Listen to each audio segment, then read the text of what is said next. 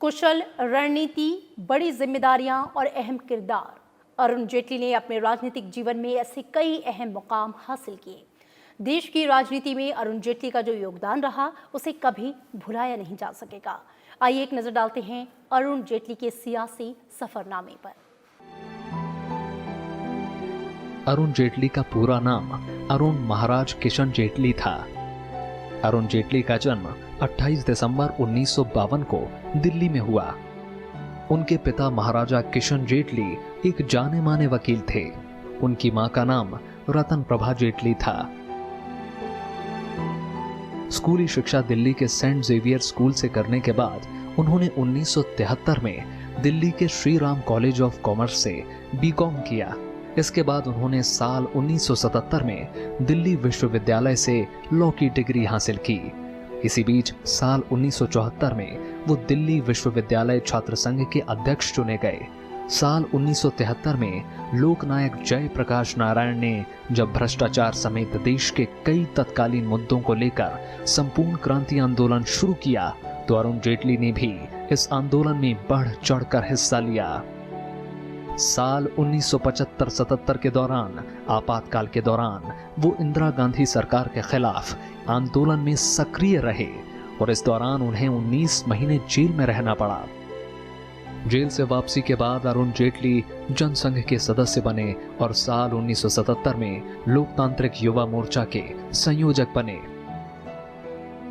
दिल्ली विश्वविद्यालय से लॉ की पढ़ाई पूरी करने के बाद अरुण जेटली ने वकालत को अपनाया। 1977 में LLB करने के बाद अरुण जेटली देश के कई उच्च न्यायालयों और सुप्रीम कोर्ट में वकालत करने लगे।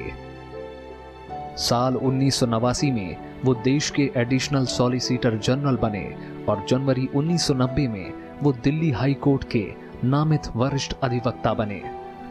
अतिरिक्त सॉलिसिटर जनरल रहते हुए उन्होंने बोफोर्स घोटाले की जांच की तफसील तैयार की थी। 1998 में नशीले पदार्थों की तस्करी पर रोक लगाने के लिए अंतर्राष्ट्रीय कानून को अधिनियमित करने के उद्देश्य से आयोजित संयुक्त राष्ट्र संघ सम्मेलन में वे भारत सरकार के प्रतिनिधि के तौर पर शामिल रहे। 1977 में अरुण जेटली अखिल भारतीय विद्यार्थी परिषद के सचिव और 1980 में अध्यक्ष बने। 1991 में बीजेपी के राष्ट्रीय कार्यकारिणी के सदस्य बने और जुलाई 2002 को उन्हें बीजेपी का जनरल सेक्रेटरी नियुक्त किया गया। साल 1999 में बीजेपी के नेतृत्व वाली एनडीए गठबंधन की अटल बिहारी वाजपेयी सरकार के सत्ता में आने पर अक्टूबर 1999 में अरुण जेटली को सूचना और प्रसारण राज्य मंत्री स्वतंत्र प्रभार बनाया गया। इसके अलावा उन्हें विनिवेश राज्य मंत्री स्वतंत्र प्रभार भी नियुक्त किया गया। इसके बाद जेटली 2000 में कानून, न्याय और कंपनी मामलों के केंद्रीय मंत्री बने।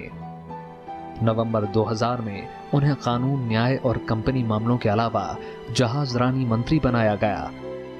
जनवरी 2003 में केंद्रीय मंत्रिमंडल में उन्हें वाणिज्य, उद्योग, कानून और न्याय मंत्री बनाया गया। मई 2004 में एनडीए की हार के बाद जेटली पार्टी के महासचिव बने। अरुण जेटली को 3 जून 2009 को राज्यसभा में विपक्ष का नेता चुना गया।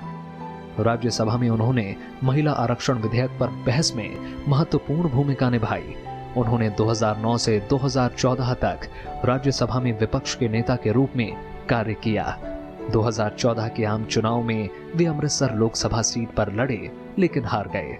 इसके बाद वो चौथी बार राज्यसभा सांसद बने। 2014 में जब बीजेपी सत्ता में लौटी तो अरुण जेटली मोदी सरकार की कैबिनेट में शामिल हुए। मंत्रिमंडल में उन्हें कई महत्वपूर्ण जिम्मेदारी मिली।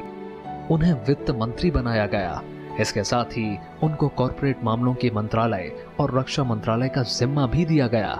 करीब 6 महीने तक वो रक्षा मंत्री रहे। इसके अलावा उन्हें राज्यसभा का नेता भी चुना गया। साल 2019 में दूसरी बार मोदी सरकार के गठन के बाद अरुण जेटली ने खराब स्वास्थ्य के चलते नई सरकार में शामिल होने में अपनी असमर्थता जताई थी। Bureau report, Rajya Sabha TV. और इन तमाम खबरों